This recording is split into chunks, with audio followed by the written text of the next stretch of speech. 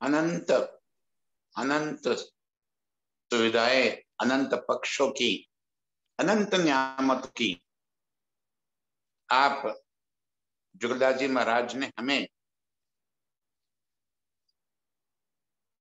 बिना हिसाबों में उलझे सरल तरीके से अर्श के अंदर घुमा रहे। रंग माहौल मुलमिलावे से लेकर पुखराज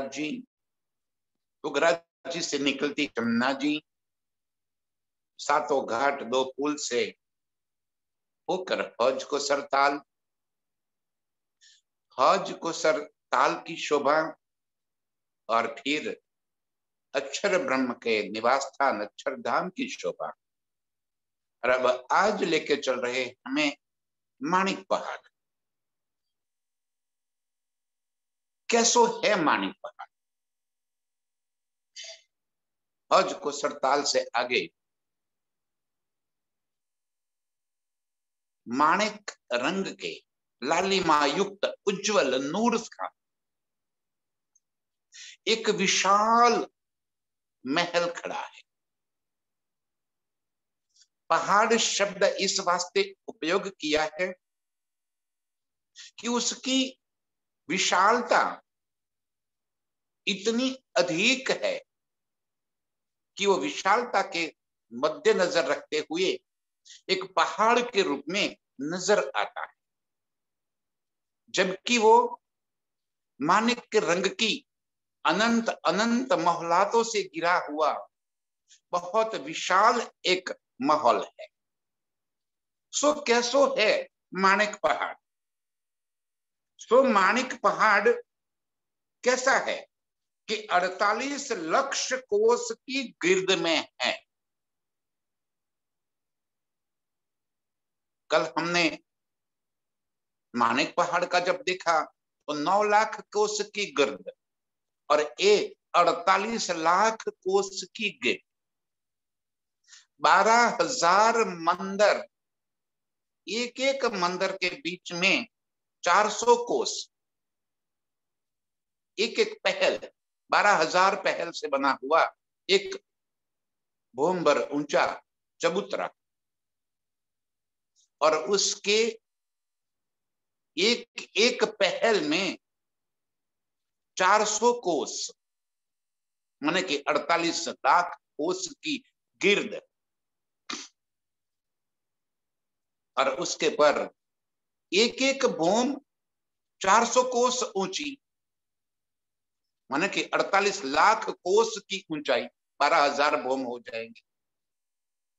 एक एक भूम के ऊपर 12,000 मंदिरों की 12,000 हारे। तुमको 12,000 का आंक इतना पड़ गया। एक एक मंदिर के अंदर 12,000 हवेलियां। अब इसकी विशालता हमें देखनी है, बस यही बात हम बता रहे कि 12,000 मंदिर की 12,000 हारे, 14 करोड़ 40 लाख मंदिर हो गए एक भूम में, और ऐसे 12,000 भूम। एक मंदिर के अंदर 12,000 हवेलियां, ये बेशुमार है, एक गिनती में ना आने वाली बात है। एक एक मंदिर में 12,000 हवेलियां, एक एक हवेली में 12,000 कोठरियां, एक एक कोठरी में 12,000 हमारे वास्ते शयन कक्ष बने हुए हैं। और हर एक मंदिर में बाग बगीचे, फंवारे, चहबच्चे, नहरें, जल इस तरह से उछल रहा है। एक एक मंदिर में जैसे ये एक ब्रह्मांड है, ऐसे अनेकों ब्रह्मांड के सूर्य, चंद्र, तारागण, नक्षत्र चमक रहे हैं।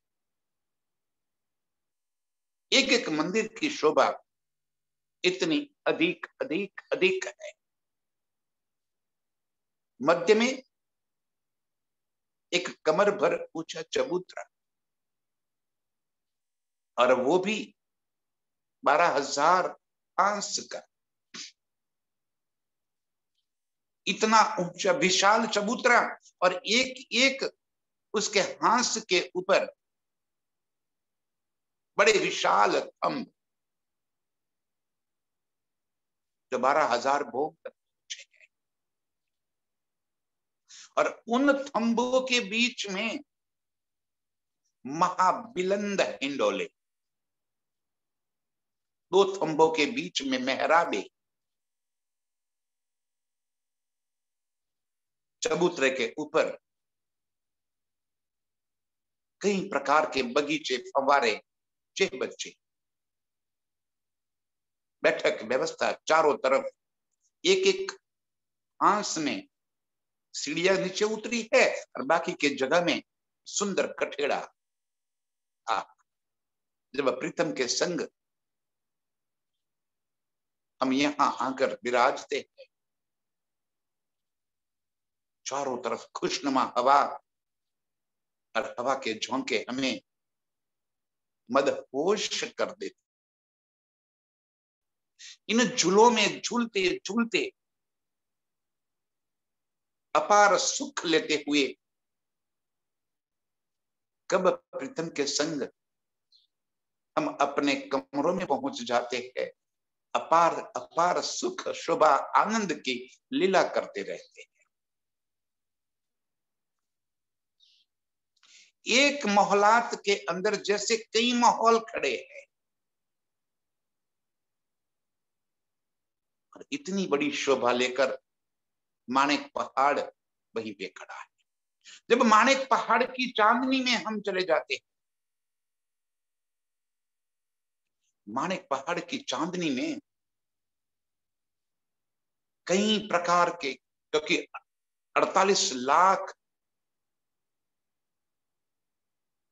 कोस का गिर्द चांदनी में भी है। जितना तले है इतनी ही बड़ी चांदनी है, और इसी चांदनी के अंदर अपार सुख सुविधा, कई पशु पंछी अनंत प्रकार की लीलाएं करते हुए, खूबी खुशहालियां, नृत्य की लीला करते हुए हम रूहों को, राज्य को रिझाती रहती है। सुंदर बाग बगीचे, और उनके अंदर नहरों का जल उन्हीं थंबों से नीचे की ओर कैसे चला जाता है, कभी पता ही नहीं चला। ऐसी सुंदर चांदनी के अंदर जब प्रीतम के संग कई प्रकार की मस्तियां करते हैं, उन्हीं जल फवारों के बीच में खिलवत की लीलाएं चलती है। कई प्रकार की सुंदर वन लताओं की वाटिकाएं बनी है। उन वाटिकाओं के भीतर प्रीतम के संग खिलवत की लीलाएं होती है।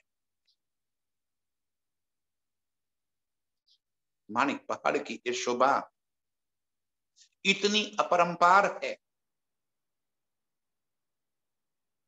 दिल में एक बार बस जाए तो निकलने का नाम ही नहीं। इसी इसी पहाड़ के नीचे, माणिक महलातों के नीचे चारों तरफ एक एक हांस में एक एक जल का कुंड है, और चबूतरे से वो जल कहां से कैसे आता है पता ही नहीं चलता, और एक बोम नीचे जल कुंड के अंदर गिरता है चारों तरफ। उसी जल कुंड के ऊपर 5 बोम ऊंची महलाते, और उन्हीं महलातों के थंबों के बीच में महाबिलंद हिंडोले, ऐसे हिंडोले जैसे एक एक हिंडोले के ऊपर हम 12,000 रूहे एक साथ बैठकर झूला झूल रही।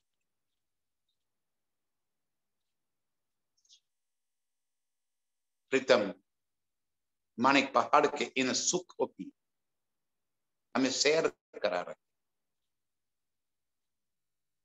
और कुंड का जल नहरे नहरे से बहता हुआ महानंद में पहुंच जाता है और महानंद का वो जल सागरों तक पहुंच जाता है।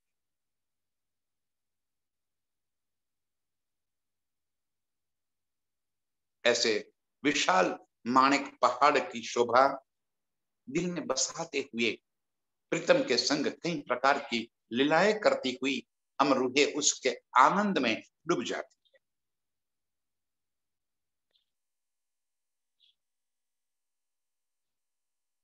ये सब एक ही माणिक के बने।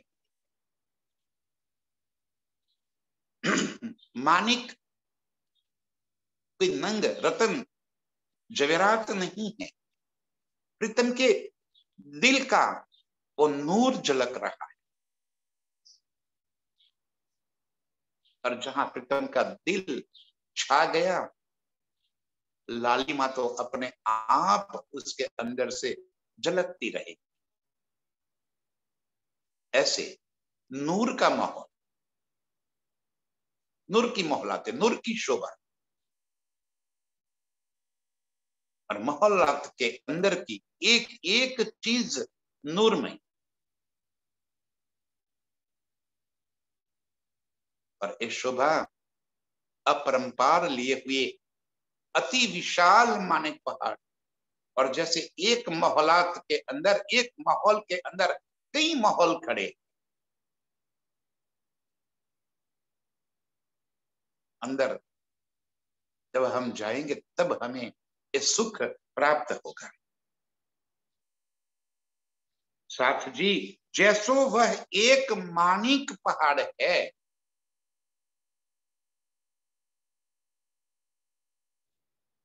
रांग की मोहलातों में जो अनंत कोट हवेलियां हैं, तीन हवेलियों के अनंत कोट थंब, तीन थंबन में एक एक थंब माणिक पहाड़ के समान।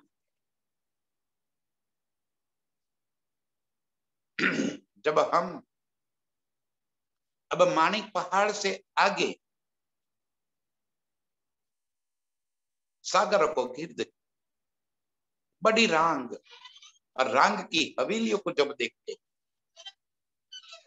रांग की हवेलियां 14,40,00,000 बोम ऊंची, माणिक पहाड़ 12,000 बोम ऊंचो।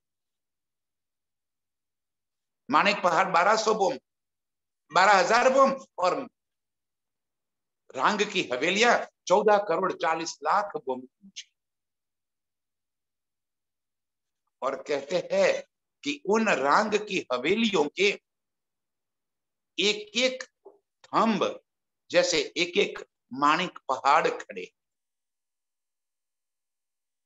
एक माणिक थंब की शोभा एक थंब के अंदर, ऐसी बड़ी विशालता लिए रांग की हवेलियां खड़ी है। और एक हवेली में कई ब्रह्मांड समान विस्तार है।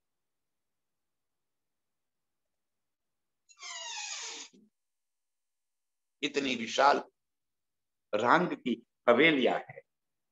हर हवेली में कई सूरज, चंद्रमा, तारागण, आकाश, आसमान जैसे दिखाई पड़ रहा है। ऐसी बड़ी रांग की शोभा, सागरों की शोभा कैसी। अब इस रांग की मोहलातों में अष्ट दिशे विषय अष्ट सागर है। परम धाम के 8 दिशाओं में 8 सागर की शोभा, और 2 सागरों के बीच में जिमी की शोभा, और फिर बड़ी रांग बड़ी रांग आ गई तो क्या वहां पे परमधाम समाप्त हो जाता है? हद हो गई? अरे बेहद बेशुमार, ये परमधाम की कहीं हद नहीं हो सकती, बेहद भूमि। हमें यहाँ पे एक बात समझ में आवे, इस वास्ते ये बात यहाँ पे प्रीतम ने हमें दर्शाई। आठों सागर को घेर के रांग की हवेलियां, सागरों के बीच में जिमी, और हर सागर के रंग अलग अलग, और जिस सागर का जो रंग है उस ही सागर की भूमि है। उन ही सागरों के बीच में मध्य में अनंत कोट ऊंचे टापू महल है। उन टापू महलों के भीतर अनंत अनंत सुख सुविधाएं। जब प्रीतम हमें सागरों की सैर कराते और उसमें टापू महल के मध्य में प्रीतम के संग हम कई प्रकार के सुख लेते हैं। एक एक भूमि में कई बाग बगीचे, फव्वारे, चहबच्चे, नहर का जल, पशु पंखियों के सुख सुविधाएं, खूबी खुशहाली, जवेरों की पुतलियां, हर तरह से रिझाती हुई ये सुख प्रीतम के संग हम अर्श में पल पल लेते रहते हैं। इन्हीं सागरों के जैसे रंग है, उन्हीं रंग की भूमि, उन्हीं रंग का जल, उन्हीं रंग के पशु पंछी। पशु पंछी भी उसी रंग के हैं। जैसे सारा सागर एक ही रंग में नहा लिया।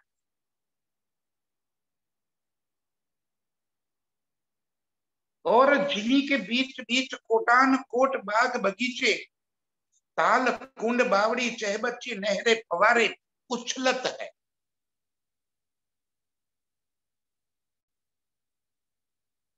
सागरों के बीच के टापू महल और जमी के ऊपर के बाग बगीचे।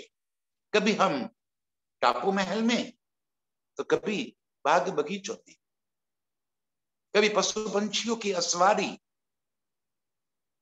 कभी पशु पंछियों के अखाड़े के अंदर इनकी लड़ाई। अनंत प्रकार के सुख हम इस टापू महल में, सागरों में और चीनी के भीतर लेते हैं।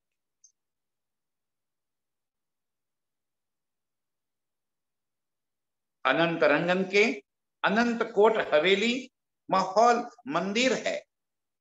और जो सागर जिस जिस रंग का है, सकल जोगवाई भी उसी रंग के रंगी हुई है। उस ठोर के 5 तत्व भी उसी रंग के, जबकि अर्श में कोई तत्व है ही नहीं। एक नूर तत्व के सिवा और कोई तत्व अर्श में है ही। जल है तो भी नूरी, और वो नूर मेरे प्रीतम के दिल की शोभा लेके खड़ा। प्रीतम के दिल में जिस तरह के भाव उछल रहे हैं, उसी का प्रतिबिंब इन सागरों की शोभा में परिवर्तित हो जाता है।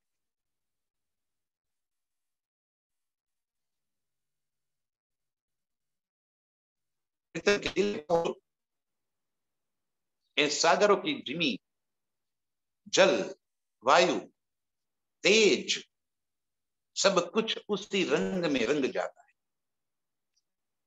क्योंकि प्रीतम अपने दिल के भाव ही तो प्रदर्शित कर रहे हैं, यही तो आशिकी है उनकी। हम रूहों को अपार लाड लज्जत, वही उनकी आशिकी। ये जल या जिमी कोई और थोड़ी, मेरे प्रीतम ही तो ये शोभा लेकर खड़े। ये रंग की हवेलियों की विशालता तो ईट माटी पत्थर से थोड़ी बनी है, वो नूरमयी तो शोभा है। और मेरे प्रीतम हमें यही सुख दे रहे अपने विशालता का, अपनी ऐश्वर्यता का। हमें अर्श में इन अनंत सुखों में राचते हुए भी कभी ये बात समझ में न आई कि ये मेरे प्रीतम का इष्ट है, ये अनंत स्वरूप मेरे प्रीतम के ही स्वरूप है। और इसीलिए हम प्रीतम की आशिकी को समझ न पाए, अर्श की मारिफत और हकीकत को हम अर्श में न समझ पाए। प्रीतम समझावे तो भी कैसे समझे। और इसी बात का एहसास दिलाने के लिए हमें इस खेल में लेकर आए, और आज अपने इलम से हमें अर्श के अपने प्रीतम की आशिकी का पता चल रहा है। इलम मेरे प्रीतम का प्यार है, इलम से प्रीतम अपना प्यार जता रहे हैं कि रूहों मैं रे तुम्हारा आशिक। ये मेरी आशिकी है कि तुम्हें रिझाने के लिए मैं इसी तरह अनंत अनंत कोट शोभाएं लेकर तुम्हारे सामने खड़ा हो और तुम्हें रिझाता हूं। ये प्रीतम की आशिकी अब हमें समझ आ रही है। आठों सागर, आठ जीनी, अलग अलग रंगों से, उसमें भी रस सागर और मेहर सागर, कई रंगों का समन्वय, जिससे प्रीतम ने अपने दिल के सारे भाव वहीं पे उड़ेल दिए। सारे भाव एक ही जगह पे व्यक्त हो गए।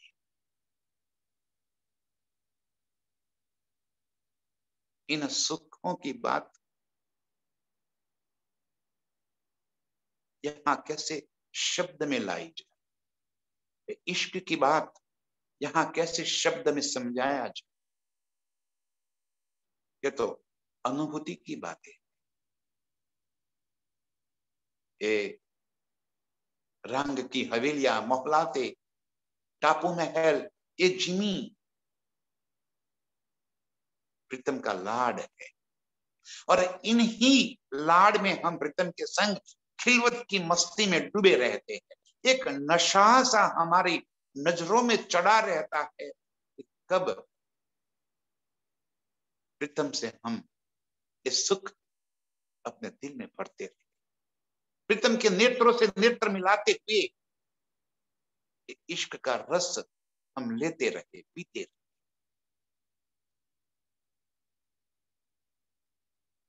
ऐसे ही या रीत सो श्री निजधाम दसहु दिशा अपरंपार और बेसुमार बेकिनार है।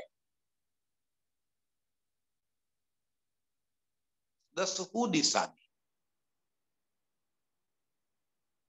बेसुमार बेकिनार। हम ये न समझे कि बड़ी रांग हो गई तो वहां पे परमधाम की हद पूरी।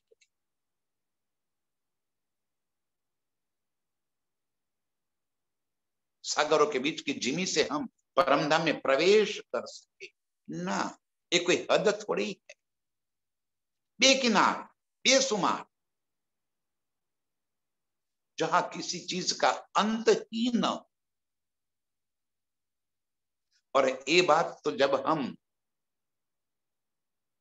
ये रांग की हवेलियों को, हवेलियों की शोभा को, हवेलियों की ऊंचाई को, उनके आसमान को छूती बुलंदियों को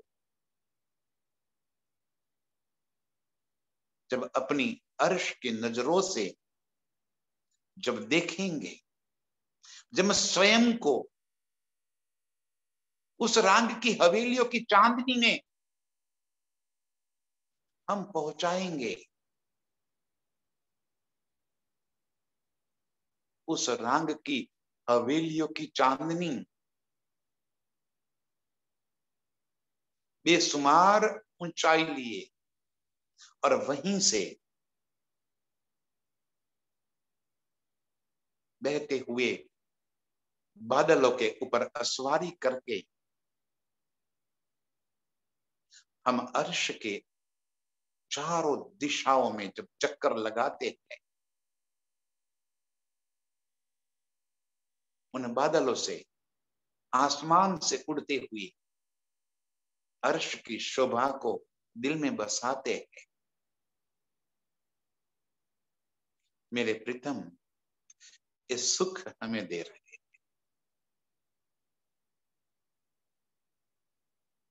पल पल वहदत और खिलवत में बातें हुए अर्श के सुखों का एहसास दिलाते।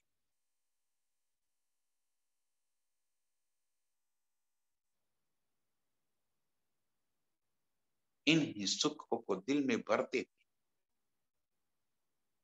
अर्श के इन अनंत अनंत नजारों, इन मस्तियों को प्रीतम के संग मस्ती में डूबते डूबते इसकी लज्जत ले।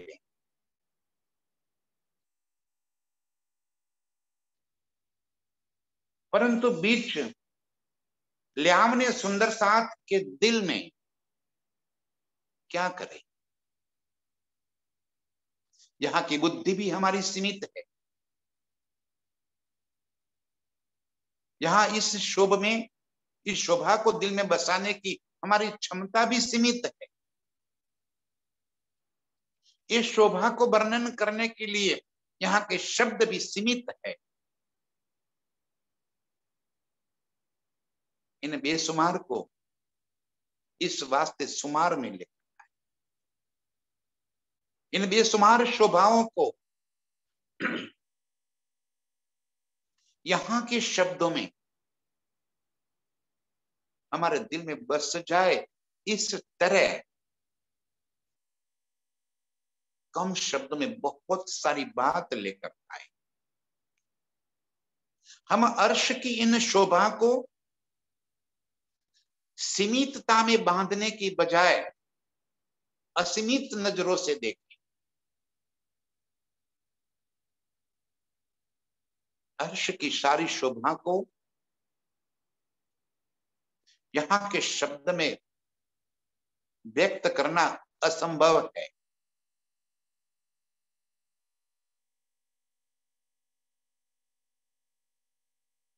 एक परिक्रमा ग्रंथ के अंदर अर्श की सारी शोभा का वर्णन करना कभी भी संभव नहीं।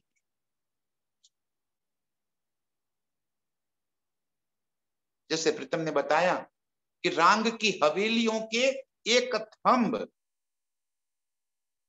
और एक एक थंब माणिक पहाड़ के समान है। अब उस एक थंब के अंदर की, एक हवेली के, एक मंदिर की कोठरी के अंदर के हमारे एक कमरे के, एक शयन कक्ष की इतनी शोभा यहाँ पे बताना नामुमकिन है, असंभव है। तो पूरे अर्श की शोभा तो कैसे बता? और इस वास्ते बेसुमार को सुमार में ला, और इन्हीं बेसुमार को हम जब अर्श की नजरों से देखते हुए प्रीतम को अपने दिल में बसा ले, इस सुपनदेह दिल माफक और मध्य निजनाम के जो रंग भवन हैं, का विशेष राशि ठकुरानी जी संपूर्ण प्रियन को लेके अष्टपहर 64 घड़ी किशोर लीला करते हैं।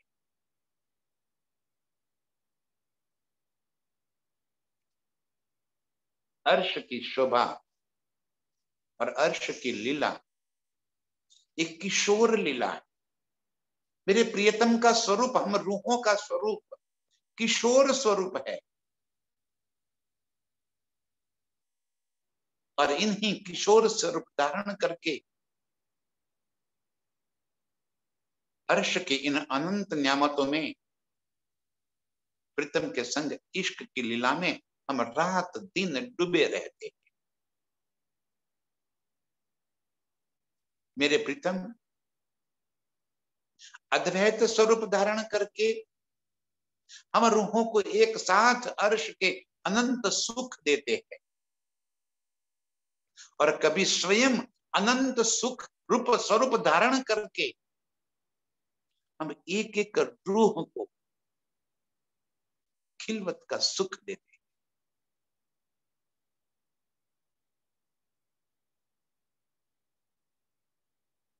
किशोर स्वरूप धारण करके हम रूहों के संग बेसुमार इश्क आनंद विलास की लीलाएं रात दिन चलती रहे।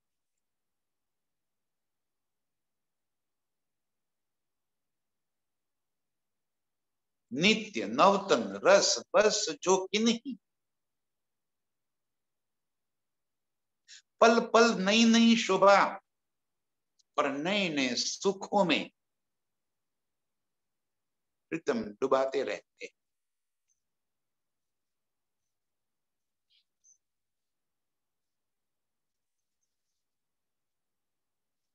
एक एक शोभा प्रीतम का ही तो स्वरूप है। रेती के एक छोटे से कण से लेकर रंग की विशाल हवेलियां तक हर चीज प्रीतम का स्वरूप। जब हम अर्श को अर्श की नजरों से देखते हैं तब ये सारी शोभा मेरे प्रीतम हम रूहों को रिझाने के वास्ते धारण किए। तब हमें प्रीतम के इश्क का एहसास होता है। अर्श में न तो ऐसी कोई मोहलातों की आवश्यकता है, न कोई बाग बगीचे जिमी पशु पंछियों की आवश्यकता है। ये इश्क की लीला है और स्वलीला अद्वैत है। प्रीतम हम रूपों को कैसे रिझावे, यही भाव पल पल दिल में भरते हुए स्वयं अनंत स्वरूप धारण करके हमें रिझाते रहते। ये मेरी प्रीतम की आशिकी को हम समझे, आशिकी को दिल में उतारे, ये आशिकी का रसा स्वाद लेवे, इश्क का सुख लेवे, इश्क लेवे इश्क देवे। इश्क का ही तो सुख। अब वो किशोर लीला कैसी है, ये किशोर लीला के सुख कैसे है, ये प्रीतम हमें समझाते हैं। एक एक रूह किशोर स्वरूप धारण करके प्रीतम के संग अपार विनोद और विलास के सुख लेते हैं।